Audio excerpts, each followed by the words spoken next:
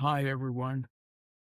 Today, I want to continue with the topic of finding your purpose in life. And I want to make you aware of something very subtle, um, and it's the betrayer.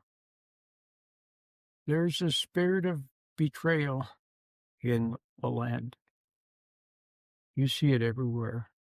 I don't even have to give you examples. Betrayal. Someone you trusted, and they betray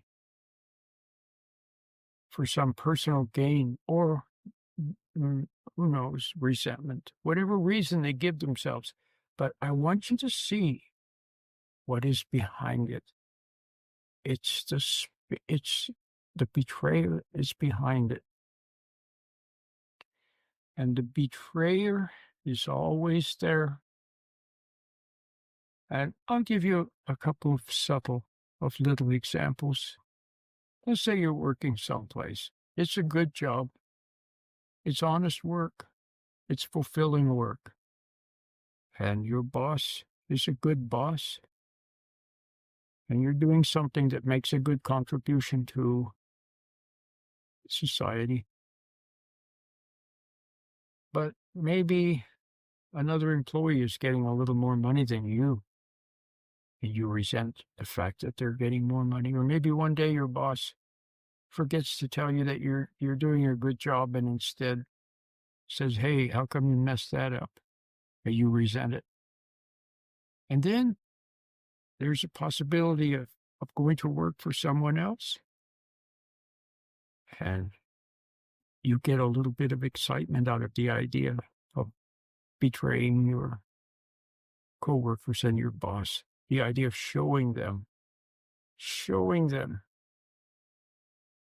And if you're not careful, you'll find yourself leaving. And you make an excuse. Well, I need more money. This one has more opportunities. You come up with lots of reasons and rationale.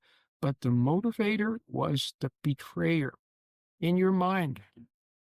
That voice, that thought. And betrayer found your weakness. You had to have a weakness. You don't have perfect faithfulness. You don't have perfect awareness. See, you're not using my meditation. You're not learning to take a mental step back and watch these ideas, scan them. See, we must scan our thoughts constantly. And if you're not aware, if you're caught up in things, or if emotion has already started to rise, then the betrayer is there, and you don't realize that it's the betrayer. You think it's your own idea, and a little bit of excitement rises, and then you betray. Now, maybe staying at where you work is good.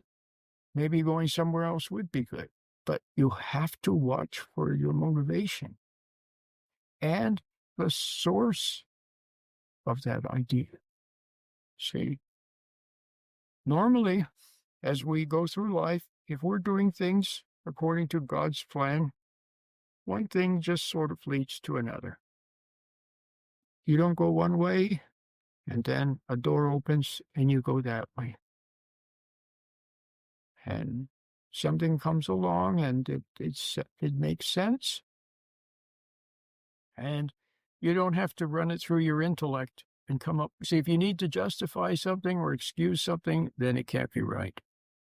No, it's just natural. It sits right with you, and you go that way, and it opens to more good things.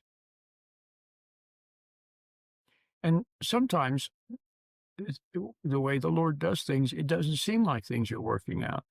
Like you think, well, instead of going right, you go left. And when you go left, it doesn't quite work out. See, but the reason that it was good for you to go to the left is because of a timing thing. Going to the right the timing wasn't right. So you go to left first, and it seems like it's not working out. And then you go to the right, and the timing is right, and everything works out. You see what I mean? But it's not a planning. It's not scheming. It's not setting goals. It's not responding to tease and temptation and taunts and thoughts of getting even and getting over on people and showing people and glorifying in things. It's just a natural one thing follows another.